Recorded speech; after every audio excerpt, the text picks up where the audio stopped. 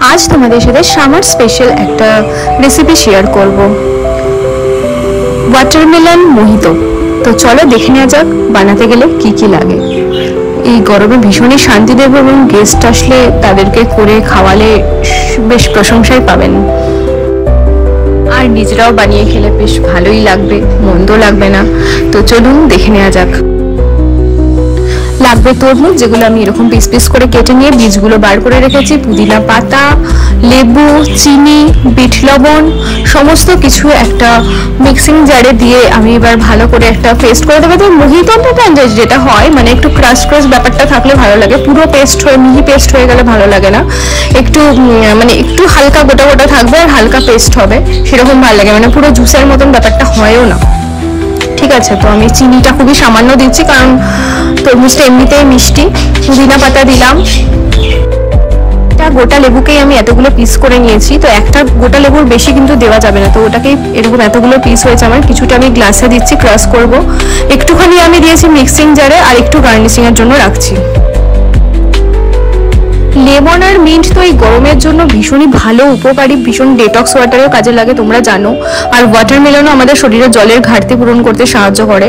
Mojito বানানোর main process কিন্তু এটাই, যে গ্লাসের মধ্যে বা কাপের মধ্যে দিয়ে ওটাকে একটু বেশ থেতো টাইপের করে নিয়ে জিনিসটা বানালে, ক্র্যাশ করে নিলে জিনিসটা বেশি ভালো হয়, মানে সবসময় একদম। আর এইটা কিছুটা আমি মিক্সিং জারে করে নিয়েছি, তো সেটাও দিয়ে দিচ্ছি। আমরা বরফ খাই না, আমাদের প্রচন্ড ঠান্ডার ধাঁচ। আমি আগেও বলেছি, অন্য যখন আমি কোল্ড কফি, গ্রেপস মোহিতো সব বানিয়েছি তখন আমি বলেছি যে আমরা বরফটা খাই না, তো বরফটা আমি দিলাম না।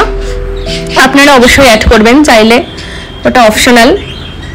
তো একদম নিচে আমি ওগুলো ক্র্যাশ করেছি, তার উপরে আমি মানে ওয়াটারমেলনের যে মিক্সারটা বানিয়েছিলাম তার উপরে আমি সেটা দিলাম। তারপরে স্প্রাইট বা সোডা এই জাতীয় কিছু দিতে হবে, মানে হাফ গ্লাস থাকবে এই মিক্সারটা, আর ম্যাক্সিমাম পোর্শনটা হচ্ছে স্প্রাইট বা সোডা এই টাইপের কিছু দিতে হবে।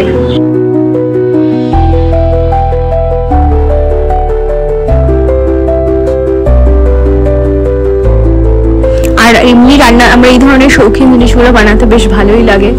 তো দেখে নাও ফুল রেসিপিটা, এবং অবশ্যই সবাই একবার বাড়িতে ট্রাই করো এবং আমাকে কমেন্টে জানিও কেমন লাগলো। তো আমার এটা প্রায় কমপ্লিট, অলমোস্ট কমপ্লিটের পথেই। আর উপরে দেখেছো দুটো তরমুজের টুকরো দিয়ে আমি একটু গার্নিশ করেছি, তারপরে আমি পুদিনা পাতা দিয়েও গার্নিশিং করেছি।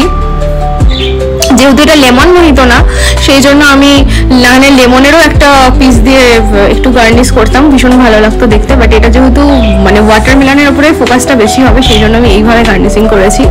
আর খেতেও অসাধারণ হয়েছে, ভীষণই ভালো লাগছে, বেশ ঠান্ডা ঠান্ডা।